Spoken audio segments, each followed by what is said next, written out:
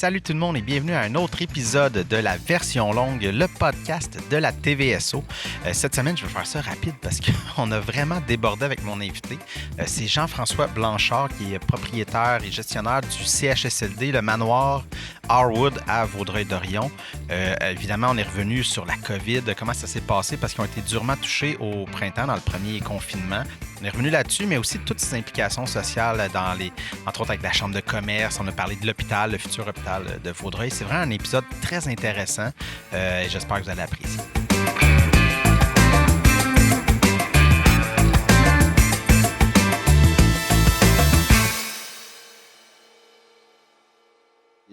Quelqu'un de très occupé, impliqué partout dans plein de comités, plein d'affaires. Évidemment, là, on a entendu plus, à cause de la COVID, on a entendu parler beaucoup du manoir Harwood, tout ça, mais j'aimerais qu'on en parle plus tard. On va peut-être aller un peu, qu'est-ce qui t'a mené, en fait, à être propriétaire d'un CHSLD? Tu sais, être propriétaire d'un CHSLD, c'est sûr que c'est pas, on n'a pas beaucoup de CHSLD privés actuellement, mais la famille, mon père avait investi en 87. Mon papa avait investi à Saint-Timothée, la maison des aînés, qui est là, avec la famille de M. Charland. Et il avait dit, ça avait été intéressant avec un docteur Gendron de l'époque qui était maintenant décédé à Beauharnois. Et nous autres, moi j'ai parti la même période un petit peu, là, c'est la question de la cage au sport à Valleyfield aussi en même temps. Okay. Et papa a décidé en 80, je pense autour de 86, la maison des aînés, plutôt 88, le manoir Harwood, parce qu'il croyait en Vaudreuil-Soulanges. C'était un fan de Vaudreuil-Soulanges, j'étais préfet de comté à l'époque. Et il avait décidé d'investir là-dedans, mais papa n'avait aucune formation. C'était un avocat de formation. OK.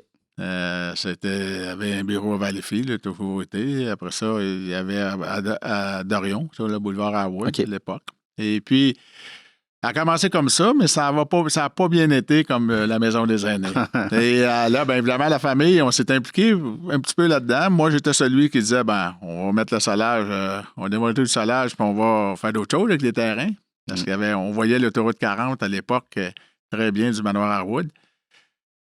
Finalement, avec sa tête dure, il a continué. Mais ça, j'ai pris une autre direction. Je suis en allé en direction générale et copropriétaire avec des associés de la cage au sport de Valleyfield. Okay. J'ai même eu une courte partie avec ma femme, celle de Châteauguay. Lorsqu'ils ont fermé, on a essayé de le repartir. Évidemment, c'était plus difficile, c'est l'aventure de Châteauguay, mais pendant près de 10 ans, j'ai dirigé celle de la cage au sport de Valleyfield. Et à un moment donné, bien évidemment, il y a eu le feu, il y a eu les changements qu'il y a eu.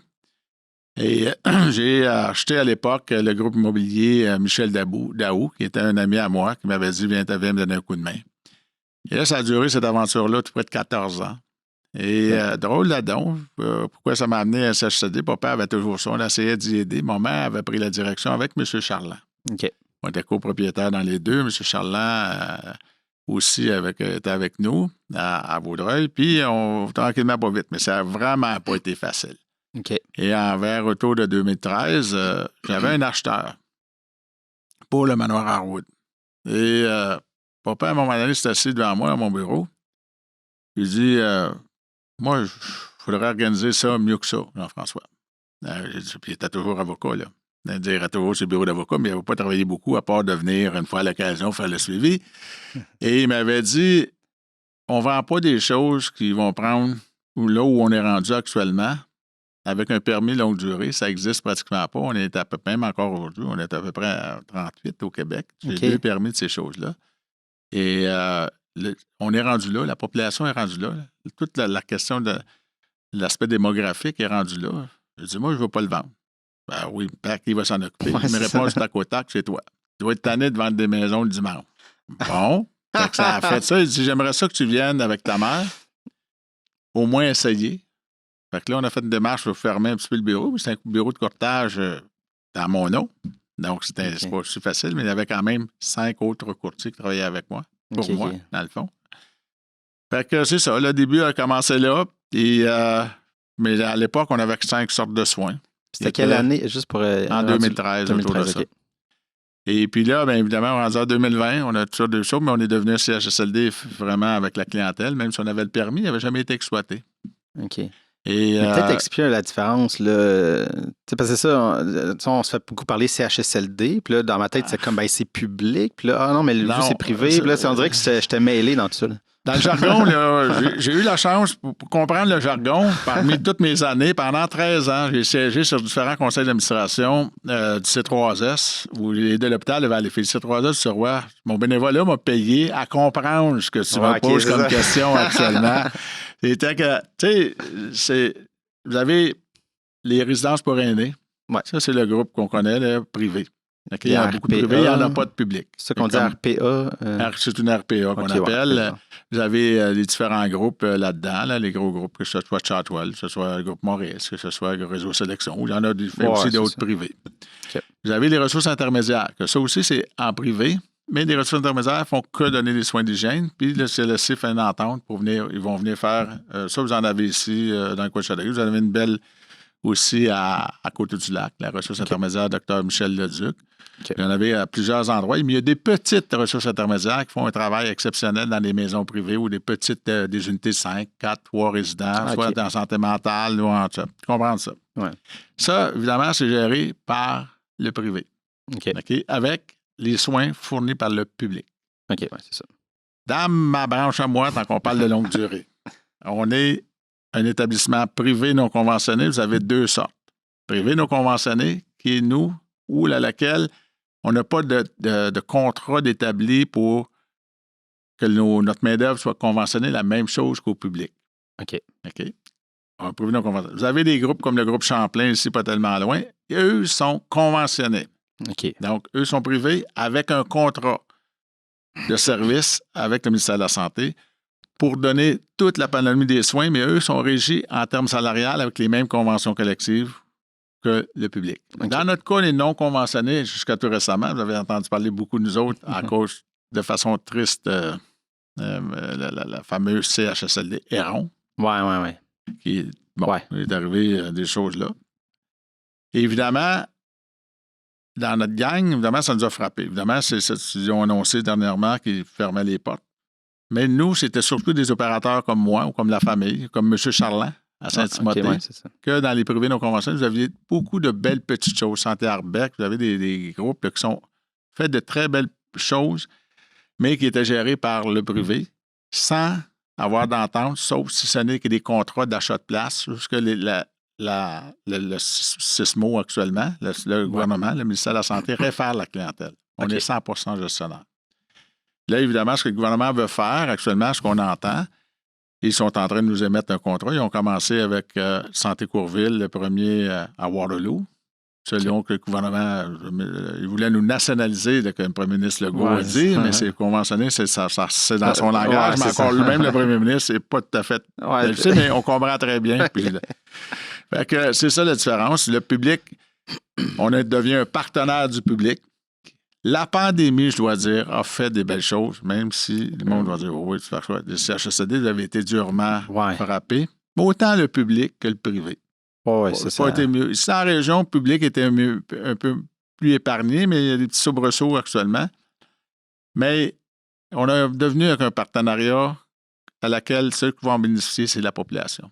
Un excellent partenariat parce que autant dans le privé que dans le public, fait d'excellentes choses avec deux modes de gestion différents. Évidemment, au privé, on va un petit peu plus vite parce que on est, comme moi, chez moi, je suis avec mon frère, on est tout seul à décider. Ouais, fait que mon frère, il ne travaille pas, il travaille à la caisse de dépôt. Je viens au manoir pour voir mon père parce que malheureusement, j'étais obligé de rentrer mon père actuellement, tout de suite, immédiatement après la première vague. Ouais. Mais il reste, c'est que ça va plus vite. C'est pour ça qu'on fait un agrandissement de 100 chambres qu'on est en train de remettre sur pied. On avait commencé, malheureusement, on a arrêté à cause de la COVID. Là, ça repartit. Mais la différence, c'est ça. Mais la prochaine, où ça s'en va vers les nouveaux contrats, évidemment, c'est merveilleux par rapport pour la population. Mais c'est quoi le nouveau contrat? Juste pour... La nouvelle entente, c'est qu'ils vont nous conventionner. OK. Donc, on offre déjà les préposés, les infirmières, le même salaire qu'au public. OK. Pas tout à fait les avantages, des différences au niveau des avantages, au niveau peut-être des petits peu des fonds de pension, des petites choses genre, mais l'offre salariale, on offre les mêmes échelons. ou sensiblement les mêmes échelons. Et on offre également des conditions de travail qui sont différentes. Mais c'est sûr, un gros groupe ou un petit groupe comme chez nous, même si on est 145 employés dans les 2 CHSLD, évidemment, la porte du bureau, l'autre chez nous, c'est ouvert. Là. Puis, si jamais je vous invite à venir nous faire visiter, à Harwood, la rénovation que j'ai faite en 2017, quand j'ai vraiment remplacé mes parents, tous les portes moi, ma porte est en verre. Okay. C'est voulu. Tous les portes à l'intérieur sont en verre. C'est des humains qu'on travaille avec des humains. Qui peuvent rentrer n'importe quel temps. Mais moi, je règle autant les problèmes, des fois, que des gens ont des problèmes familiaux, des choses du genre, puis ils veulent se confier ou on offre de l'aide, on offre toutes sortes de choses, mais on le fait comme une entreprise à laquelle familiale elle est. Puis ça fait 31 ans que la famille est propriétaire, donc on veut le demeurer encore. Puis moi, je suis encore là le matin sur le record. On va continuer comme ça. Là. J'ai dit en joke que j'allais jusqu'à 72 ans, mais de la manière que je m'en vais là, je vais me rendre. C'est ça. Mais en fait, c'est ça l'idée c'est le fun, la porte en vite, il y a l'idée de transparence, mais l'idée de c'est pas je suis un gestionnaire, je fais mon truc, puis là, les résidents, puis vous êtes tous tassés. Là. Non, les résidents viennent me jaser. C'est sûr que des fois, à la fin de semaine, les familles, c'est plus long. Quand je m'en vais dire, des fois, à la fin de semaine, on va dire, on va aller faire l'ouvrage, le téléphone sonnera moins, puis c'est ça. Mais non, parce que c'est ça, justement. Mais ça, puis moi, j'ai 2 murs qui sont pas en verre. Avec la porte, là. Avec la porte. Pourquoi? C'est justement, je suis le premier bureau en rentrant. OK. C'est ça que. C'est des humains. Et les gens veulent avoir du service, ils veulent. Parce que Écoute, envoyer quelqu'un, je viens de le vivre, mon père. Là. On est propriétaire. Là. Ma mère, là, je vous dis tout de suite, maman, là, a eu de la misère quand on a décidé de sortir papa du condo à Saint-Zotique puis de l'amener là. Puis ça fait quand même 31 ans qu'on est propriétaire. Elle l'a géré pendant 25 ans. C'est ça, elle l'a vu. Elle l'a vu. Elle consolait les familles, elle prenait soin des familles, puis ça. Puis quand ça t'arrive. Parce que c'est souvent la famille qui est plus difficile. La personne comme mon père, là, lui, il est dans son petit monde, il est chez nous. Il y a un petit cocon cognitif, l'a frappé. OK. Mais par contre, bien heureux, tu vas le voir. On a des bons petits moments, pas des longs moments, mais des petits moments à la chose. Puis c'est ça qu'on essaie de faire la différence. Mais les familles derrière, il faut s'occuper également. Et c'est pour ça que ça donne une idée. Le bureau de médecin avec le bureau de directrice des soins infirmiers, la porte est aussi en vite. Okay. Les bureaux de poste d'infirmiers sont traditionnels avec tout du verre en avant. C'est une tradition, pas une tradition, mais c'est une chose à laquelle que j'ai instaurée. Il faut qu'on ait une communication. Parce que, tu sais, j'ai des chums qui ont des usines. Ben oui, mais les autres, c'est des employés, mais qui font la shop, qu'on appelle. Les autres, la shop, c'est des humains avec des humains. Ouais, c'est ça. Le matin, des fois, ça se peut que ça te tente moins d'aller travailler. Donc, il faut comprendre nos employés, il faut voir nos employés, il faut voir nos résidents. Il faut comprendre ce qu'ils veulent. Des matins, ils veulent dire des choses, des soirs, ils veulent dire des choses. Fait qu'il faut quand même être accessible. C'est la seule façon. Puis ça nous réussit bien parce que, vous dites, là, on a vécu ça de très difficile à partir du 5 avril. Nous, la pandémie directement frappait de... j'aime pas ça dire de front, mais c'est exactement ce qui est arrivé. Et on a eu le vent à déferler d'une façon, je veux dire, de sympathie, d'aide. Écoutez, là, j'ai refusé de la nourriture parce qu'à un moment donné, là, on avait des pizzas, puis on avait de la nourriture qui venait de restaurants, de la restauration, des gens qui sont venus porter des gâteaux, des gens qui sont venus porter toutes sortes de choses pour faire plaisir aux employés, faire plaisir parce que, évidemment, le contexte à l'intérieur, ça prenait 20 minutes pour aller porter un verre d'eau. Ah ouais, OK. Mais jamais personne n'a manqué de quelque chose parce que des gens qui sont venus qui n'ont jamais fait... Je connais un comptable, là, il est venu changer des culottes d'incontinence. Ah ouais. Il venait nous aider parce que on a perdu 40 employés en même temps. 40 sur 145, là. À peu près. Non, pour 145, c'est 2 établissements. Les établissements, on sera à peu près sur 80, 90 employés, 80. Quasiment... Et on a monté à 150, pas nécessairement à cause de l'autre établissement, parce qu'il ne faut pas oublier CHSLD Soulanges, je sais pas où... En tout cas, ceux qui me connaissent, les filles, j'aime bien ça, mais j'ai décidé, le ministère de la Santé m'a demandé d'ouvrir un CHSLD en partant de zéro pendant la pandémie. OK. Les lits sont conformes, l'établissement est conforme. Puis là, on avait commencé en février à négocier avec le propriétaire, en janvier-février, pour louer un aile. On a une très belle collaboration du groupe 4 saisons et son propriétaire, mais il reste que moi, il faut que j'arrive là, j'ai pas de personnel envoyé là. Oui, c'est ça. On est parti à reformer, c'est-à-dire, faire l'embauche de personnel. C'est ça. acheter des équipements, mais il faut comprendre, pendant la pandémie, les équipements de santé, c'est pas évident. Oui, ça. J'ai des bonnes anecdotes là-dessus, mais où dont je suis fier, c'est qu'on a réussi. Cette portion-là, cette partie-là, le groupe de 4 saisons, l'édifice de Dr. Michel Leduc, ont travaillé très, très bien parce que aussi, eux autres aussi, n'ont pas eu personne à eu la COVID. On a eu des soubresauts d'employés, pas chez moi, mais dans l'autre côté, mais contrairement à Harwood, où c'est que on sait la fin de semaine du 3-4 avril, on a identifié clairement ces 2 employés qui ont rentré. Bon. Il y avait la COVID. Évidemment, on ne connaissait pas ce que c'était. Mais j'étais là ce soir-là. Ça a pris 8 jours avant qu'on ait les dépistages, ces choses-là. On l'a vécu à la dure. Ça s'est passé vraiment début avril. Là. Fait que, parce que là, c'est comme le 13, autour du 13 mars, ça a commencé à confiner, mais vous... Moi, on a confiné dès le départ. On a eu la COVID officiellement le 14 avril chez les résidents. On a eu des premiers signaux le 3 avril, 3, 4, 5 avril, on a eu les premiers signaux. Mais personne ne savait ce qu'on faisait, là. Oui, c'est ça. Nous, on traitait ça comme une influenza H1N1. Les gouttelettes, ils nous disaient, ben non, on ne gaspille pas tes masques. On avait 2500 masques, 3000 masques, on pensait qu'on était heureux avec ça pour faire une semaine ou 2 semaines. Après ça, on en a racheté. Mais au moment où je vous parle ce soir, là, OK, on en a 40 000 en inventaire. OK, oui, c'est ça. On n'est plus dans la même façon de faire. Puis, on ne pouvait pas dépister parce que Santé publique, c'est lui qui décidait à ce moment-là si on dépistait ou pas. Oui. Parce que les cliniques de dépistage, c'était loin d'être mis ça en place. Non, ça ne marchait pas. Et lorsqu'on a dépisté le 13 avril, le 15, le 14, on a reçu nos résultats. Et là, ça fait mal. Oui. Je vous ai dit, 28 employés ont été atteints, dont moi. 12 sont partis en courant. Et à peu près, je vous dirais...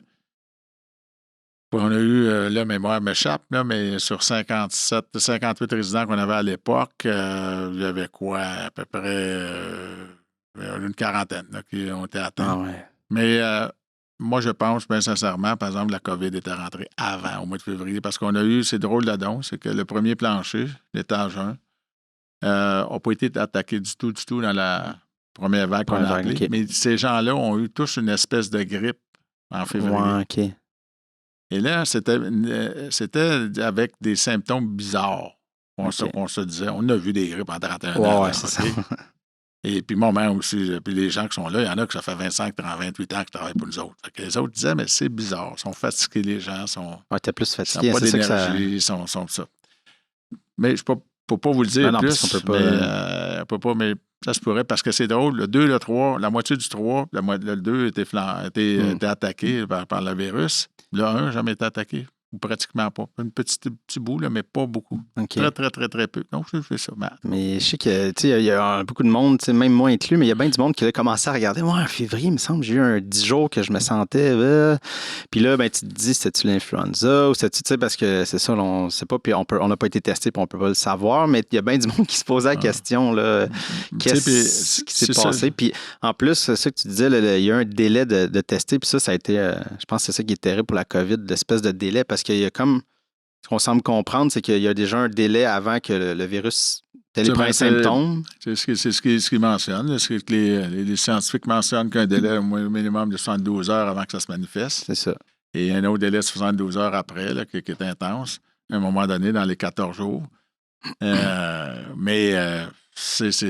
prend des tests. La seule façon de voir, puis moi, j'ai insisté, même si Dr. Lausier, je sais pas, j'avais peut-être eu en entrevue, mais la directrice de santé publique, Montérégie, j'ai insisté ce dimanche soir-là. Ceux qui me connaissent peuvent dire il va y aller jusqu'au bout. J'ai été capable d'avoir leur numéro de téléphone un dimanche soir. OK? Il fallait absolument que je fasse quelque chose, mais il a fallu que je revienne en charge 4-5 fois parce qu'eux non plus ne comprenaient pas ce qui se passe. Ils comprenaient ce qui passait, on savait, mais on n'était pas sûr qu'est-ce qu'on fait exactement. Tu sais, retourner. Écoute, le gouvernement, j'aurais pas aimé être à la place des gens de santé publique ou du gouvernement parce que c'était une feuille blanche. Je l'ai vécu, moi, à petite échelle. Quand je l'ai eu, la personne, vous auriez pu faire mieux. Hey, mais madame, j'ai dit oui, parce qu'on a le résultat actuellement. Elle m'a fait une entrevue à TVA, entre autres. Oui, mais personne ne savait ce qu'elle fait. On avait une page blanche. Là, aujourd'hui, beaucoup plus d'expertise. Ce matin, hier, ils m'ont énervé un petit peu, là, j'avoue. Là. Ils ont fait. Il y en a qui ont en grippe, on les fait tous les tests. Le docteur, je crois, elle me dit Jean-François, on va tester 7 de tes résidents. Ah oui. Bon, juste au cas où, je dis, on ne pense pas, mais on a un peu de fièvre, puis on a des petits symptômes, mais faut pas aller mal à la grippe parce que c'est tout le même petit secteur, puis ils mangent ensemble dans ce secteur-là, dans les bulles là, qu'on appelle. OK. Puis c'est un peu ça. Mais là, ça dure 24 heures, l'attente. Je peux juste te dire qu'un matin, je voulais savoir les résultats ce matin. Évidemment, sont tous... on n'est jamais si heureux de recevoir du négatif. Oui, non, c'est ça. Actuellement. Mais on le voit parce que on regarde les chiffres, là, on voit les deux courbes maintenant. On peut comme comparer avec le printemps que on regardait les cas, puis les hospitalisations, puis les décès. Comparativement à là, qu'il y a beaucoup plus de cas, mais il y a moins. On dirait que c'est mieux contrôlé justement dans les CHSLD, dans les trucs. Les gens, justement, là, vous manœuvrez mieux. Fait que ça... On manœuvre mieux, on a de l'équipement. L'équipement, c'est ça. On a formé. Parce que moi, je faisais de la formation. Février, mars, on fait de la formation à tout notre personnel. Puis j'ai comme l'impression que j'ai enseigné, comme pour moi, un cours de philo au cégep, puis on dormait ou à peu près. Ouais. Je ne suis pas péjoratif par quelqu'un qui enseigne le philo, mais dans mon cas, moi, j'ai un sportif puis un joueur de hockey allait en philo parce qu'on était obligé d'y aller. Ouais, c'est ça. Les gens étaient obligés de venir à ma formation qu'on donnait, puis on avait des portables, on avait tout ça. Puis on prenait toutes les vidéos puis les petites capsules de santé publique là-dessus. Et, mais là, aujourd'hui, là, on sait comment ça s'appelait. Mais la première fois qu'on a décidé d'habiller tout le monde, même si on le faisait, mais nous, on n'a pas eu d'éclosion en 7 ans. La dernière éclosion. Fait que quand on est arrivé, oui, on a eu beau avoir la formation, mais à un moment donné, les gens mettaient le masque quasiment à l'envers, le mettaient sur le menton, dans le cou, ça. Là, aujourd'hui, tout le monde est impeccable. Il n'y a pas personne qui est... Sinon, c'est le voisin qui le dit. On a fait des champions, on est beaucoup plus organisé. Juste l'équipement, là, on ne court pas après l'équipement. Ça avait l'air d'un dealer de drogue. Aller chercher des masques, aller chercher des gants, aller chercher des jaquettes, tout ça. On a payé, on a eu de beaux fournisseurs. Les fournisseurs ont été vraiment... On a été submergés. Là, ça, submergés. Puis en plus de ça, bien évidemment, tant qu'il y a toujours une rareté, il y a toujours des gens qui s'accaparent du marché. Ouais. Écoute, j'ai envoyé quelqu'un chercher des... Je ne sais pas comment ça fonctionnait. Plutôt, je n'ai jamais voulu savoir non plus. Mais je regardais, là, on a eu un offre cette semaine, si ma mémoire est bonne, 12,95 pour 50 masques. Ouais. OK, ça fait quoi? Ça fait à peine 40 cents, même pas, 30 sous du masque, 25 sous du masque. J'ai payé 1,48 dans la crise du masque. C'est ça. Et quand j'en ai acheté 6 000... Ça paraît. On va avoir des belles histoires à raconter. Disons que j'aime pas ça. Mais par contre, la fierté que j'ai, c'est que mon personnel a été au rendez-vous, mais aussi la communauté de Vaudreuil-Soulanges. Ouais. Comme d'été des affaires, là, je dois dire, là, eux, là, ils nous ont supportés là, dès les premières journées. Les médias, là, ils n'ont pas été dans l'inverse. Ils ont fait, écoute, j'ai fait un appel à un moment donné dans les médias en disant « J'ai besoin de bras, c'est ce qui va me manquer. » Ouais. C'était pas le fait de soigner la personne. On avait 5 médecins, puis ils tournaient en rond. Ouais. On n'a pas rien à faire, c'est le temps qui faisait en sorte. Okay, écoute, je disais que de guérir ça avec des Tylenol ou des appareils respiratoires. Mais quand vous commencez à COVID avec 5, mon groupe là, chez nous était de 5, on avait 5 centenaires sur le groupe. On avait 91 ans de moyenne d'âge. Ouais. Puis il y avait 4 personnes qui étaient sur les CPAC déjà. Pas CPAC, mais sur les appareils respiratoires. Okay. Fait que, tu sais, je dis, c'est tu pars comme ça, puis là, tu dis, oh, ça frappe. Fait que c'est sûr qu'on a eu des décès. Mais par contre, les gens n'ont jamais manqué de verre d'eau. Les gens, on a été capable d'instaurer tout ce qui est l'informatique, les FaceTime de ce monde, les appels avec programmés, avec voir la personne, de jaser à différentes heures, à différents moments. Ça, c'était vraiment, vraiment...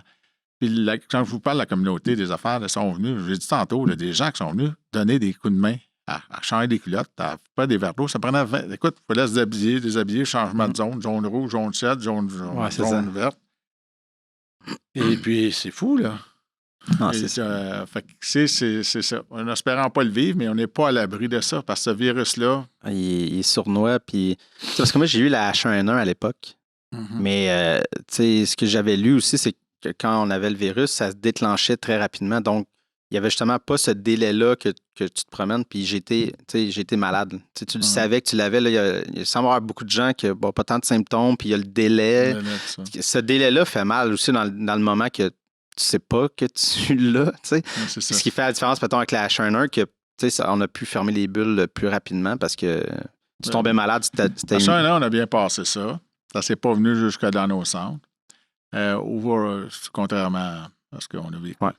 Mais la minute j'étais content parce qu'au mois de octobre, fin septembre, début octobre, il y a eu un retardement dans la divulgation des résultats. Le fameux dépistage qu'on fait à tous les vendredis, puis à tous les jeudis, mardi, à l'autre endroit, c'est CHSLD Soulanges. Et là, il y avait un employé qui a été testé positif, mais il a 14 jours. Oh, ouais. Cet employé-là, sur les 14 jours, les dernières journées, le dernier 16 jours, il était 6 jours au manoir à se promener. On paniquait. On s'est viré Saint-Dessous en l'espace de 2 heures, 90 dépistages. OK.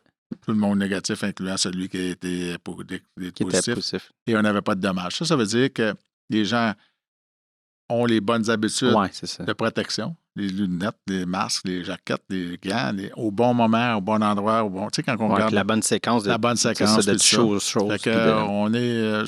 Ça-dessus, c'est un bon signe. C'est quand même. C'est encourageant. Mais qu'est-ce que je peux faire? On ne veut pas que personne vive ça, puis on ne souhaite pas ça à personne dans ces genres de situations-là, mais malheureusement, quand ça nous fait face, c'est là où l'entrepreneuriat embarque. Dans des situations où c'est que ça se corse, on aime ça. Même si j'avoue que quand je suis revenu par rapport à la semaine du jour là, le fait que j'ai eu la COVID, là, parce que un moment donné, ils m'ont gardé dans le bureau, mais un moment donné, ils m'ont sorti parce que c'était dangereux. Bon, on ne savait pas comment ça réagissait. Puis là, tu reviens, puis là, tu retombes tout de suite dans tes bottines. Bang, tu sais, c'est ça. Là. Les gens disent, oui, mais ça ne va pas te tenter. Non, on a des résidents, on a des choses, on a une entreprise. Écoutez, là, ce soir, là, on a 75 résidents. Ou à peu près, là, il y a des chambres de libre parce que pour justement préparer au cas où qu'on aurait des cas, on a isolé une section. OK. Mais on a quand même 145 employés qui travaillent avec nous autres. Faites le calcul. OK? 145 plus 75. Ça fait du monde à laquelle les gens dépendent d'une organisation. C'est-à-dire, les familles, c'est une belle responsabilité, mais c'est quand même une grosse responsabilité. Il faut que tu sois conscient de ça. Tu as 75 familles aujourd'hui qui font confiance à l'organisation du CHSLD Manoir Harwood. Tu as 140 familles qui attendent, qui vivent du Manoir Harwood. C'est que quand tu penses à ça, toi, tu dis il faut performer, mais pas de performance dans le sens de gagner quelque chose, mais il faut que tu fasses bien des choses. C'est ça qui te met l'adrénaline à vouloir gagner, si tu veux. C'est de gagner pour nous autres. C'est que les derniers moments d'une personne, peu importe l'âge chez nous, c'est que ce soit bien, qu'on ait rendu de beaux petits moments, des petites différences, malgré que, tu sais, je veux dire, quand tu arrives chez nous, c'est pas une bonne nouvelle, là. Mais par contre, tu peux offrir des belles petites choses qui font en sorte que les familles, aider les familles surtout, parce que les familles aussi se mettent à terre là-dessus. C'est pour ça qu'on a un rôle là-dessus. Ne l'envoyez pas au CHSLD, mais c'est parce que dans nos familles aussi, il faut quand même continuer, il ne faut quand même pas se détériorer au niveau de notre qualité de vie. Puis tu veux bien aider, tu as tous les meilleurs ça, mais à un moment donné, il y a un maximum à faire en fonction de donner des soins. Là. Non, c'est ça. Ça prend des équipements, ça prend des choses de genre. C'est pour ça que nous autres, on a vraiment... Il faut jouer notre rôle dans la société. Il faut bien le jouer. Et ça, c'est dans tout point de vue. Quand tu fais ton bénévolat, que tu veux, à la chambre de commerce que j'ai fait, que ce soit une fondation X, Y, Z, tu sais, il faut que quand tu peux t'impliquer, que la santé te le permet, que tu tentes de le faire, bien, évidemment, tu le fais pour une communauté. Hein? Puis c'est la même chose dans le CHSLD. Là. Tu le fais pour la communauté. Il faut que tu joues ton rôle. Comme nous, dans Vaudreuil-Soulanges, il faut que je joue mon rôle. Tu sais, on a un CHSLD, il faut se développer en fonction. Il faut faire des chambres, pas en fonction de ce que je veux, en fonction que la population a besoin. Oui, c'est ça. Tu sais, faut que tu parles à tes partenariats. Il faut que tu agisses en fonction de ça. C'est ça. C'est pour ça qu'on est là. Mais, je voulais revenir juste un peu, parce que tu as comme mentionné, mais ça m'intéressait de toi personnellement, justement, tu as eu la COVID, puis de faire, là, il faut que j'aille chez nous. Je suis pas là avec la gang, tu sais, mettons, là, je ne vais pas dire l'expression, je vais à la guerre avec eux, là, mais tu sais, Comment tu t'es senti de faire C'est sûr qu'au début, je ne voulais pas sortir. Il n'y avait pas personne. Mais là, 3 médecins qui sont arrivés en face du trottoir, là, puis ils disent, ben là, Jeff, il y en a 2 qui me connaissaient très bien. Fait que là, ils disent, parce que là, mais moi, je me sentais aussi, malheureusement, j'avais eu une fracture, triple fracture de la jambe. J'avais été opéré, j'avais été opéré le dimanche matin, puis j'ai sorti le lundi matin de l'hôpital, puis j'étais le mardi matin, j'étais assis à mon bureau. Non. Une plaque, 3 vis de plus, ça n'a pas... Mais j'avais pas le choix. Et là, ce qui est arrivé à je pense à toi tantôt, mais mon test de COVID a dit, je suis revenu le lendemain.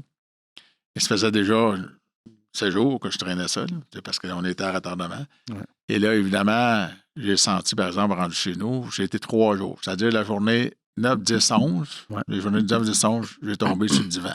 OK. Par contre, j'appelais tous les matins à 5 h, 6 h pour voir si du personnel, ça va du chaud genre. Mais je n'étais pas capable d'exiger de mon personnel. Il fallait qu'il y ait quelqu'un en place. Évidemment, le SISMO a été d'une aide incroyable là, avec la direction générale. Et c'est sûr que tu manges du vent, là. Je veux dire, on va se comprendre.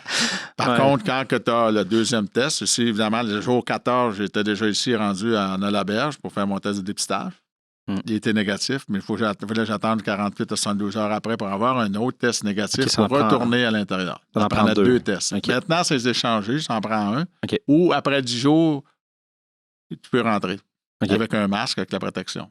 Okay. Mais j'avoue qu'au début, ce matin-là, je me souviendrai toujours, je dis à Louise, ma femme, me dit, il est à peu près à 7 heures. Je dis, le médecin, il pense qu'on va avoir les résultats demain, après-demain. Là, je dis, je dis, m'envoie dans la maladie. C'est de l'ouvrage. Comment je vais faire ça? Comment je vais m'organiser? Comment. Tu sais, puis tu as l'impression que tu perds ton entreprise aussi, là. Ouais. J'ai rien négligé. Puis ça, le ministère de la Santé, là, actuellement, le gouvernement actuel a fait un très gros travail, très excellent travail pour protéger les résidents. Parce que tu dépenses. Puis, je vous parlais de vos masques tantôt, là, tu n'arrêtes pas de jouer ça, là. Tu as acheté plusieurs séries de 6 000, là. OK? Fait que là, tu dis, puis là, bien évidemment, dans le contexte de pandémie, il n'y a pas beaucoup de monde. Si il ne faut pas que tu manques de l'élément monétaire. Il ne faut pas que tu manques. Il faut que tu es capable d'acheter.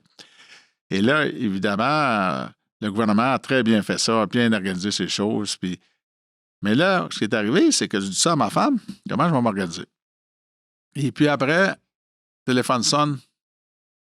J'avais un docteur qui m'avait opéré. J'ai dit, pouvez-vous surveiller, voir mon résultat s'il sort, parce qu'eux ont accès directement, puis moi, mes codes, j'avais pas rien à la maison pour le savoir. Fait que, 8h moins quart, le téléphone, tout ce que ça, 8h15, à peu près 8h15, le téléphone sonne. Et c'est le docteur qui appelle. Il dit, M. Blanchard, il dit, go. Il dit, le deuxième test, c'est négatif. Il dit, vous pouvez partir. Évidemment, ça prend 25 minutes de chez nous pour me rendre. Je pense que j'étais là à 9 h, je me suis fait la barbe, puis j'étais lavé, puis j'étais tombé. Là, tout ce que j'avais dit à ma femme a été effacé. Puis là, je retombe dedans. Puis là, tout le monde était content. Mais tellement qu'on a serré, parce qu'il y a un médecin qui m'a sauté dans les bras. Parce que c'est difficile quand tu remplaces un propriétaire directeur général d'un CHSLD. Il n'y a pas ça beaucoup des places. Là. Non, c'est ça. Là. Il travaille day-to-day dans sa business, puis qui connaît, à cause de notre implication, 75 % de tes résidents. Je peux savoir si c'est ton père, ta mère, c'est ta petite fille. On connaît l'histoire. Tu viens de Sainte-Marthe, tu viens de Rivière-Bodette, tu viens de Notre-Dame de l'Île-Pérou, tu viens de Dorion, le côté d'Orion versus Vaudreuil. Tu connais l'histoire. Oui, c'est ça. Okay? Les autres ont toujours été impliqués dans cette communauté-là. Fait, en plus de ça, bien évidemment, les familles, comment est-ce qu'ils vont penser? Comment c'est les décès? Mais là, comment je fais? Je vais les appeler. Parce que j'ai appelé, lorsqu'on a eu la COVID, la première réaction que j'ai eue, j'ai appelé toutes les familles pour leur dire qu'on avait un cas de COVID. Okay. Toutes les familles, sans exception, personnellement. Je n'ai pas fait appeler une adjointe, je n'ai pas fait appeler mon adjoint, je n'ai pas fait appeler rien. Moi-même, je les ai appelés. Puis voir quelle intention que j'avais, quelle était ma façon de faire versus eux autres. Fait que ça a été déjà ça. Fait que quand moi, j'ai tombé au combat, fait que les autres aussi sont virés en disant, mais c'est ça. Mais là, quand je suis revenu, là, c'est drôle parce qu'on ne devait pas faire la galade, mais qu'un médecin, un bon ami qui s'en disait, qui m'arrive, là, tu es content de te revoir, puis ça, ben là, non, attends un peu, il faut se décoller. Moi, j'ai la COVID, il ne faut pas te le donner parce qu'on ne savait pas comment faire ça. Fait que, c'était ça, puis c'est des bons moments. Puis là, bien évidemment, on a eu... on était capable de faire bien les choses. On était capable de faire le deuil à nos employés, de faire le deuil aux familles, refaire revenir certaines familles, ceux qui voulaient. On a fait des cérémonies pour ça. On a fait des activités dans ce sens-là. Parce que, tu sais, la COVID a permis beaucoup à fermer quand tu confines le monde. Oui, c'est ça, c'est mais dur. Mais ici, même là, je fais public ce que je dis là, mais avant de confiner tous mes résidents, santé publique va falloir que je sois convaincant envers moi. On va plutôt isoler le cas ou les cas qu'on aura. On a prévu ça. Mais on ne confinera pas le restant. C'est trop triste de voir les gens, l'anxiété qu'ils ont, puis les choses genre. Clair, parce que les gens sont décédés, mais pas tout le COVID. Là. Faut quand même pas. Oui, il y en a eu plusieurs, mais il y en a qui sont morts d'ancienneté, de tristesse, c'est sûr, on laisse aller. Je suis plus capable de voir mes enfants, je suis plus capable de voir mon conjoint, ma conjointe, je suis plus capable de parler à ma fille, mon garçon, ma bru, mes petits-enfants. C'est d'une tristesse. C'est sûr, le temps des fêtes, on essaie beaucoup. Pour ça qu'on a mis beaucoup d'emphase sur la question de la technologie qu'on peut adapter à ça. Oui, parce que c'était une de mes questions, justement, là, parce qu'on entend beaucoup qu'ils ferment les portes, justement, qu'on ne peut pas visiter, que c'est compliqué, puis que... Puis c'est dur là, pour les personnes âgées, justement. Là, actuellement, tu sais, vous avez vu aujourd'hui, là, on va sortir les gens des CHSLD. Bon. Il faut comprendre que même en temps pas de COVID, il n'y en a pas beaucoup qui ont la capacité de sortir du CHSLD. Il faut comprendre ça, c'est des exceptions à la règle. C'est très minime, c'est peut-être 10 peut-être 15 L'exception à la règle. La seule chose, c'est que est-ce que les familles veulent vraiment ça actuellement? C'est une chose. Mais comme les aidants naturels. Les aidants naturels, quand il est arrivé, on a tout fait ça. Quand la COVID est arrivée, tu avais moins d'aidants naturels parce qu'ils ne voulaient pas l'attraper puis ils ne voulaient pas tomber malade puis mettre en péril la sécurité. La personne. Pas la personne, juste leur mère. Mais leur famille aussi. Ouais, c'est ça. À l'extérieur de ça, leur famille qui vivent ensemble, qui sont dans une bulle familiale. Ça, on ne peut pas... mais là, j'ai hâte de voir comment on va... Oui, le plan de match est fait. OK? Les visites, on permet 2 à la fois. OK? On donne une formation. On prend la température. On prend... En tout cas, on fait signer à peu près n'importe quoi. Pas n'importe quoi, mais on fait signer. On fait qu'elle a vu des symptômes. On fait ça. On met des sarraux. On fait le lavage de main. On enlève les bottes. On enlève les manteaux. On permet pas... On met tout ce que les gens apportent en quarantaine pendant 3h30... confinés à la porte, mais on permet aux gens d'aller voir les gens. Mais pas en gros groupe, ça, je ne le permettrai pas. Rester à une distanciation de 2 mètres. Tu sais, il faut être humain là-dedans. On contrôle notre chose, mais on permet. C'est ça. Et on permet, puis il y en a qui sont âgés aussi. Là. C'est des centenaires. C'est sûr que les enfants, ils n'ont pas 50 ans. Là. Okay. C'est ça. C'est sûr que les centenaires, les personnes sont âgées, donc ils ne veulent pas attraper nécessairement. On prend encore doublement. On prend doublement de protection envers tout le monde. Oui, c'est ça. Mais l'utilisation de tout ce que. Pas le déshabillage complet, là, mais veut dire les manteaux, les bottes, les ci, les ça, lavage, sarrau, distanciation. Il y en a qui nous jouent des tours des fois, mais ça, il ne faut pas que ça arrive. C'est les gens qui nous écoutent d'ici Noël. Il faut juste aller les voir, jaser. Le câlin, là, c'est celui-là qui est le plus dangereux. Il faut faire un câlin. Je ne veux pas dire ça, mais le masque, mais les gens veulent avoir un câlin, peuvent saluer, peuvent faire ça, mais protégez-vous au maximum pour ne pas donner. Parce que les résidents chez nous, ils n'ont pas le COVID, ça, c'est sûr. Ils ne l'attraperont pas assis là, tout seul. Non. Ils vont l'attraper si quelqu'un les emporte. Donc, c'est très dangereux, soit notre personnel ou les gens qui viennent visiter. Mais on n'ouvrira pas les portes à tout le monde. Je veux dire, at large, on à venir faire un party dans la chambre, le 6, là. Non, on va y aller 1, 2 à la fois, mais pas plus que 2 fois, 2 visites par jour pour permettre de voir s'il y a des choses qui se développent. Mais il faut être humain, là. Dans la décoration de Noël, chez nous, croyez-moi, il va en avoir. C'est déjà commencé. Il y a des poinsettias, il y a des choses du genre. Les gens disent, ben non, c'est ça, j'ai jamais vu. Moi, un sapin avoir la COVID. Il faut comprendre. J'ai jamais vu pour le Noël non plus. Ils n'ont pas de COVID. Oui, on les met en quarantaine. En quarantaine, on désinfecte, on s'assure que c'est ça. Mais il y a de la belle décoration chez nous. Il y a des bonhommes de Noël, il y a des poinsettias, il y a des choses qu'on conserve. J'ai tout mis ça, même actuellement, des petits poinsettias dans toutes nos chambres. Il faut que ça ait de l'air de Noël. Il faut que les gens aient le sentiment que Noël, la musique, des choses genre, ça ne coûte rien. Je veux dire, non, c'est des haut-parleurs par étage, c'est pas la fin du monde avec une petite console comme vous avez. Puis des choses genre. C'est ça. Il y a moyen de s'arranger. Puis quelque chose. Les repas de Noël. Oui, la dinde de této, les rendez-vous, la tourtière, puis ces gens-là sont importants pour eux. Oui, c'est ça. Mais c'est ça, là. Mais écoute, le temps avance. Je voulais peut-être on pourrait changer de sujet. Mais je sais qu'on pourrait en parler longtemps. C'est un sujet de l'heure, mais non, c'est ça. Il reste que vous avez en face de vous quelqu'un qui a vécu c'est ça. Mais bon.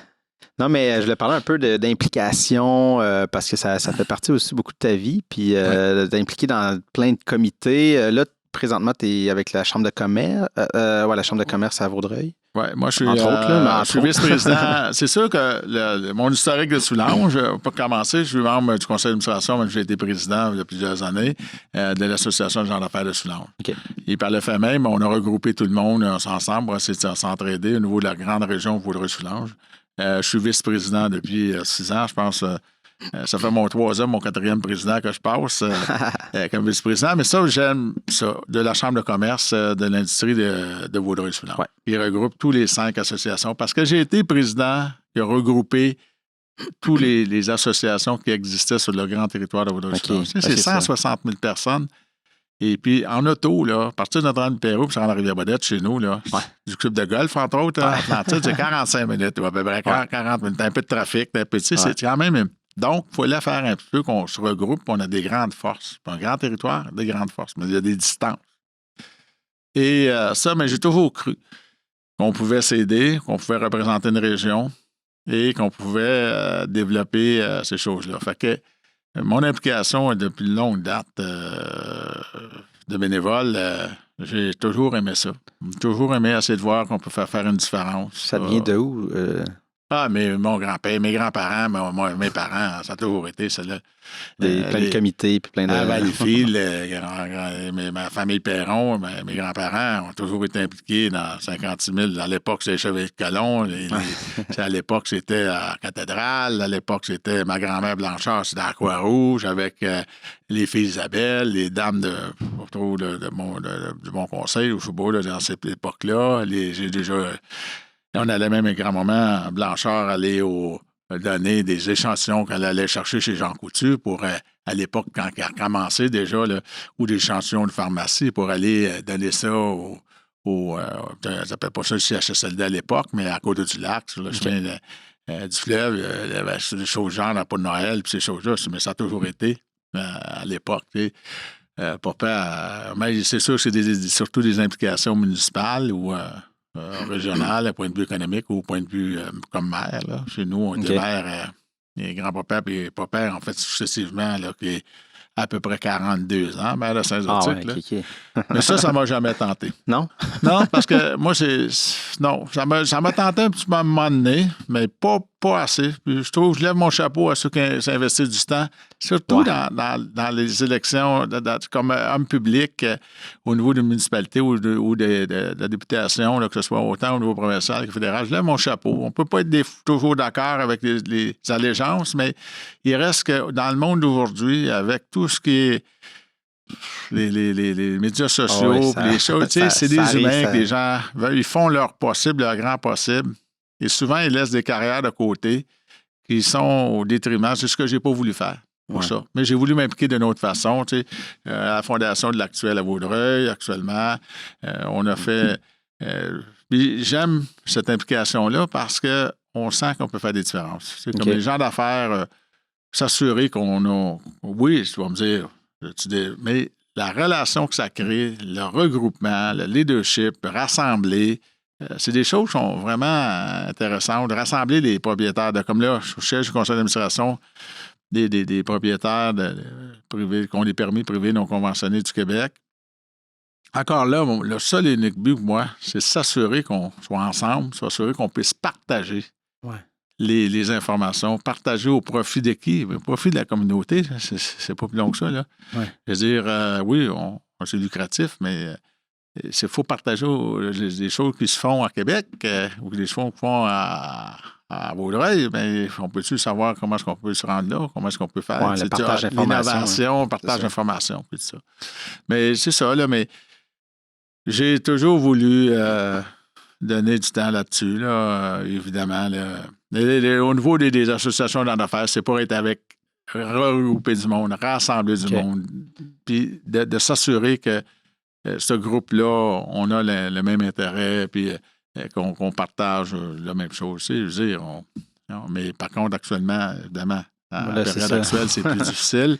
Mais je m'en reviens bien avec Zoom et Team, là, m'en reviens bien, mais on ne fait pas des grands rassemblements, puis on partage les petites choses, mais c'est plus difficile de prendre un bon verre de vin ou une bonne bière, là, toute la gang ensemble. Là, c'est sûr que moi, j'ai joué au hockey junior, j'ai joué au hockey universitaire, j'ai eu une carrière le fun là-dedans, là, au niveau de hockey universitaire et ça, à Ottawa.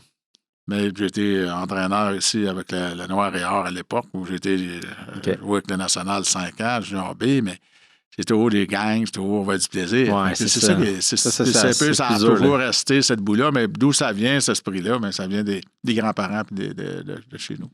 Et, mais pour revenir, mettons, là, tu parlais de Vaudreuil, mais la Chambre de commerce, mais même en dehors de la Chambre de commerce, j'ai tout le temps l'impression que Vaudreuil-Soulanges, là, moi, je viens de Sainte-Martine, mais puis je travaille ici depuis un bout. Fait que là, je commençais à apprendre Vaudreuil-Soulanges un peu, puis on dirait que les gens se tiennent. Il y a comme quelque chose qui se passe. Est-ce que c'est juste une impression de l'extérieur? Non, c'est pas une impression. C'est que, tu sais, Vaudreuil-Soulanges est développé à retardement par rapport à Ville-Mercier, par rapport à Châteauguay, par rapport à Ville-Sainte-Catherine, Saint-Constant, la région d'ici, le Jardin du Roussillon, si vous voulez. Oui, c'est ça. Après ça, Valleyfield, Valleyfield s'était développé avant. OK? Vaudreuil-Soulanges, c'est des petites municipalités, il y en a 23, 21 là, actuellement, mais tu sais... Il y a beaucoup de rural. C'est beaucoup de rural. C'est un mélange de rural avec des villes, des urbains. Donc là, actuellement, ce qui se produit, vous avez un projet rassembleur, là. L'hôpital Vaudreuil-Soulanges, là. Ça, c'est pour toi à Sainte-Martine aussi. Parce que ça prend pas bien plus de temps que d'aller... Ça prend moins de temps que d'aller au centre-ville. Avec la 30 maintenant. Avec la 30, là. Okay? Et ça, c'est... Ce que tu ressens là, moi, jamais je connaissais la Rive-Sud. Ouais. Mais là, actuellement, Vaudreuil-Soulanges a des belles choses à partager. Mais l'hôpital Vaudreuil-Soulanges, il faut que ça soit un élément rassembleur d'une région, OK, qui inclut, tantôt j'en parlais, là, tu vois, hors des zones, mais il faut absolument développer, évidemment, 404 lits avec 1,5 milliard, ça se peut que le centre de naissance soit meilleur que dans le temps. Que moi, quand ma femme voulait accoucher, elle voulait accoucher ici à Saint-Anna-la-Berge. Ouais. Elle n'a pas pu le faire parce qu'elle a accouché de nuit, elle était obligée d'avoir une césarienne rapide. Elle l'a envoyée à Valleyfield. Okay. Son médecin était là, mais elle voulait parce qu'à l'époque, c'était Anna-la-Berge, c'était neuve. Ouais, c'était en 89-90, je pense. Dans ces coins-là. Parce que moi, je suis né j'étais en 85, moi, j'étais à Ville-la-Salle. Mais ma soeur la plus jeune, elle était à Anna-la-Berge en 90. Ça, mes enfants sont nés en 89. Ouais, c'est okay. Après moi, c'était 80. Fait que, tu sais, mais là, ce projet rassembleur-là, oui, il rassemble toute la communauté, grande communauté Vaudreuil-Soulanges. On a tellement. Là, de devant toi, là, celui qui a rassemblé au moins les gens d'affaires, de dire il faut s'entraider. Et il y a une communauté qui est arrivée parce qu'on a eu de grandes difficultés. Là, on ne connaît plus personne dans nos villages. Là. Ouais, c'est ça, ça grossit. Ça grossi, c'est parti de 115 000, ça fait pas si longtemps, rendu à 160 000 actuellement comme grande région. Là, ça se peut il y a bien de 514 qui sont en venus, là. Ouais. Okay? Parce que c'est pas nous autres qui peuplés plus que ça. Mais il y a un projet marquant. L'hôpital de Vaudreuil-Soulanges, il faut que ça resolidifie encore. L'hôpital du Suroît, l'hôpital d'Anna-la-Berge, puis l'hôpital de Barry Memorial. Autour de ce projet-là, pour le partage d'avoir les meilleurs soins disponibles de proximité. Moi, ça ne me dérange pas de venir ici pour tel type de pathologie ou de chirurgie, peu importe, puis d'aller à Vaudreuil-Soulanges pour une autre. Avec la 30, là, c'est vraiment merveilleux. Fait que c'est pour ça qu'il faut que ça déborde, si tu ressens l'enthousiasme à Vaudreuil-Soulanges, il faut que ça déborde aussi à Valleyfield. Je sens que Valleyfield est un petit peu plus difficile, mais ça va venir. Ouais. Ça va venir. Parce que le cégep, il n'y a personne qui conteste le cégep de Valleyfield, là. Non. OK? Et lui, il faut qu'il prenne l'ampleur aussi. Ouais. Pour qu'il desserve le côté Vaudreuil-Soulanges. OK, pas juste Gérald Godin ou pas juste le côté John Abbott anglophone. Il ne peut pas se subtiliser le côté anglophone. Mais il reste qu'il faut qu'ils prennent l'ampleur, il faut qu'ils prennent ces lettres de noblesse par rapport à ce que la population veut. Parce que le Châteauguay, lui, le Pont-Mercier, il aime bien ça le traverser, mais tant qu'il peut éviter de le traverser, puis il peut s'en aller par la 30 en quelque part, je pense que la population aimerait bien mieux ça. Okay? C'est pour ça qu'il faut apprendre encore beaucoup plus à se parler.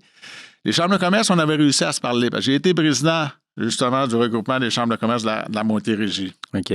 On était venus à se parler. Mais évidemment, une chambre de commerce, à Woodstock, on a une stabilité actuellement, mais c'est pas toujours comme ça. Okay. Ça change beaucoup. Les gens vont là par intérêt. Des vieux de la vieille comme moi, là, qui est off, là, pour... Tu sais, j'ai rien à vendre, moi, là. Rien à vendre pour aller chez nous. Moi, là, j'arrive, et j'ai rien à vendre, là. Sauf que j'aime ça. Pour être capable de partager ce qu'on veut. Puis d'aider les gens à faire peut-être faire des mariages. Mais c'est ça que j'ai fait. OK? Puis, pour le sens, des fois, je pense qu'on est là, mais il faut avoir une vision beaucoup plus grande. Au niveau agricole, ils l'ont un petit peu plus. L'UPA, des fois. Mais à un moment donné, des fois, quand ça va un peu trop loin, on se perd. Mais il reste que moi, je suis bien à l'aise quand j'arrive avec le Saint-Jean-Baptiste à Mercier, Sainte-Martine, de ce coin-là. Puis je me rends jusqu'à l'autre bout, en Saint-Anne, puis je m'en viens vers le nord un peu. Parce qu'il y a des choses avec la 30, on peut s'en partager beaucoup de choses, là, tu sais. Ah ouais, c'est et clair. je pense que c'est votre génération, là, vous allez vivre ça, là. Le partage de ça, là. Ouais, c'est beaucoup plus grand que d'aller traverser le Pont-Mercier. Oui, parce qu'on le sent, tu sais, là, avec les MRC, que, tu sais, avant, les villes faisaient leur truc, mais là, il y a déjà une volonté régionale de... Tu sais, Vaudreuil, c'est qui est un pôle, mais qui peut bénéficier d'entraider, puis de Rivière jusqu'à Rivière-Baudette. Tu sais, tout le monde peut rouler dans des projets, puis s'entraider dans des projets. C'est sûr que Valleyfield, il faut qu'il était appelé à se repositionner. Bois-Noir a grandi avec la 30, puis il se repositionne. Sainte-Martine, c'est incroyable comment ça a grandi là. Il y a plus juste ça, Mercier. Mais il faut apprendre à se connaître un peu plus. Il faut apprendre à partager nos infrastructures. Si ce n'est que des arénas, si ce n'est que des choses genre, ou apprendre à partager des richesses pour être capable d'être compétitif. Des partages juste des terrains industriels ou des terrains dans Vaux-le-Choulon. Tu avais des bureaux de terrain pour bâtir une maison. Là. OK?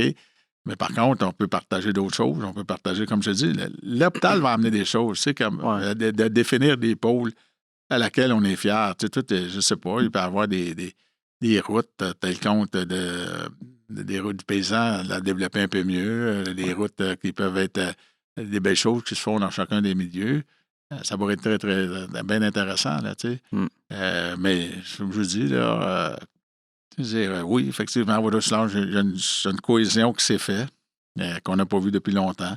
Mais ça fait longtemps qu'elle se travaille, cette cohésion-là, parce que c'était quelque chose de difficile à faire. Parce que quelqu'un de l'Hypero, asseoir quelqu'un de l'Hypero, Pointe-Fortune, Rivière-Baudette, puis Vaudreuil-Dorion, ensemble, ça se peut que tu parles pas le même langage, même si tu viens de la même région. Ouais, c'est ça. Mais par contre, ça se... Et puis, il y a aussi la question des allophones aussi. Ouais. Mais par contre, ici, dans le secteur Jardin-Roussillon, ils sont plus habitués. Bois-Noir-Salibéry, pas habitués. Nous, en Vaudreuil-Soulanges, c'est un peu plus... Ça sort un peu de Vaudreuil-Dorion, mais Vaudreuil-Dorion, tout près de 17-18 de ma mémoire est fidèle, ou presque 20 en allophone. Ça aussi, c'est une autre adaptation. Ouais. D'autres, dans mon milieu à moi, dans mon entreprise, j'avais pas ça. Mon mère, elle avait toujours des bons Québécois de source. Ouais. Moi, j'ai à peu près 7-8 communautés différentes. Ouais. Des façons de penser différemment. Ça, c'est le prochain step là, qu'on va avoir à faire. Par contre, non, je veux dire, j'ai des belles choses à faire, des belles choses à partager. Puis je pense qu'il faut les faire valoir. Tu sais, des plans d'eau, c'est magnifique, les plans d'eau partout. Tu sais, toute la question du plein air, beaucoup de choses qui peuvent se faire. Les réseaux d'épices cyclables dans chacun des coins. Il y a différents paysages, différentes pistes cyclables, différents niveaux de pistes cyclables aussi. Tu vas dans la montagne des Rigaud, c'est un peu plus tough que tu s'en vas ici à Sainte-Martine, Mercier, puis tu t'en es jusqu'à Armstrong. Non, c'est ça. Et ou tu t'envoies ça à la plaine de la gang le long du lac Saint-François, tu sais. Ouais. Mais il faut penser plus régional, oui, effectivement. Ouais. Et il ne reste pas grand temps, mais je vais quand même te lancer une petite question. Sûrement que ça va déborder, mais c'est pas grave. Mais comment tu vois un peu, là, de par la Chambre de commerce, il y a beaucoup de commerces qui sont fermés. Comment qu'on sent? Parce qu'il y en a pour qui ça va bien ou que ça continue de fonctionner, puis d'autres que, tu sais, fait que je suis comme... Comment tu sens ça un peu? C'est une triste réalité qu'on va être obligé... tu sais, la pandémie va être terminée. Là. Je veux dire, le vaccin, mettons 2 ans, là, on va vivre encore longtemps de cette crise-là. Évidemment, les 2 gouvernements font un job extraordinaire pour permettre à ces gens-là de survivre. Mais malheureusement, on ne pourra pas tout sauver. Là. Non, c'est ça l'affaire. En affaires, c'est souvent, tu n'es pas obligé. Des fois, à un moment donné, tu te dis, malheureusement, on ne peut pas faire ce bout-là. Mais là, c'est des gens d'affaires qui sont attaqués énormément. Malheureusement, ça va être des services qui vont être... Parce que ce qui est triste, c'est que c'est l'habitude des commandes en ligne là, qui va prendre beaucoup d'ampleur. Puis cette habitude-là ne sera pas évidente, ne sera pas avoir qu'à augmenter. Donc, il faut repositionner le commerce. Il va falloir aider avec des subventions continuellement. On ne pourra pas le faire, on n'aura pas les moyens. Mais moi, je pense que la mentalité il va falloir aider, retourner à ce qu'on faisait avant. Avant, là, tout le monde aidait le commerçant du coin, aidait à le développer. Il était fier d'aller chercher sa boucherie, il était fier d'aller cordonnier, il était fier d'aller prendre sa petite bière en quelque part. Évidemment, ces habitudes-là changent, mais il reste les gens avaient ça, un petit dépanneur pour aller chercher certaines choses. Moi, je pense qu'il va falloir retourner à enlever que les gens d'affaires sont très riches. Pas tous. Ils n'ont pas tous de l'argent. Non. OK? C'est la réalité même avant la pandémie. Mais les gens, tu es en affaires, toi, tu peux te remettre bien tu peux mettre des choses, passer des dépenses. Mais il y a une différence entre Walmart et le commerçant de coin. Là, il va falloir être... Mais on ne peut pas éviter Walmart, Costco de ce monde, parce que les gens aussi pensent... Évidemment, comme tout le monde a un budget, puis ils veulent faire manger le plus de monde possible autour de la table avec le budget qu'ils ont, puis la qualité de mettre ça dans les assiettes, la qualité de ce qu'ils mettent dans les assiettes. Mais il va falloir travailler très, très fort pour s'assurer que les noyaux commerciaux se développent, parce que ça va fermer, parce que les centres commerciaux vont fermer. Il y a des centres commerciaux qui vont avoir des locaux de vide, là, parce que tous les gens qui ont... Puis les gros magasins ont décidé de demander la loi de la protection de la faillite. Oui, c'est ça. Donc, imaginez-vous le petit. Mais le petit, lui, il est facile d'être imaginatif, il est facile d'être créatif, mais il va falloir l'encourager pour continuer à se développer. Mais comment? Évidemment, le budget est ainsi fait que les gens veulent en avoir plus pour leur argent. Et il va falloir se pencher là-dessus. Il va falloir, les gens, plus d'expérience, mais les gens de plus d'expérience, je veux bien, là, j'en fais partie un de ceux-là, mais la génération qui suit, l'autre génération, il faut avoir l'importance de ça. Les jeunes familles, il faut qu'ils voient l'importance de ça. Mais il faut avoir les bons produits, les bons prix, il faut avoir les bons systèmes pour les intéresser. Si c'est des petits cafés, comme il y en a plusieurs maintenant dans des quartiers à Montréal, tu vois, on prend l'exemple du plateau Montréal. Donc, c'était plate d'aller là dans ma génération à moi. Et là, actuellement, il y a plusieurs personnes qui veulent aller là. Chalaga Maisonneuve. Mon fils vient d'acheter 4 logements là. J'aurais jamais pensé ça. Et, je pense qu'on pourrait continuer encore longtemps, mais on a déjà débordé. Là, je vous l'ai dit tantôt. J'ai tu veux m'embarquer dans les sujets, je peux y aller. Mais là-dessus, on s'organise avec... mais il existe le phénomène du montage. Et voilà, ça paraîtrait pas agréable. Mais merci beaucoup d'être venu aujourd'hui, c'était super intéressant. Merci bien, c'était bien agréable.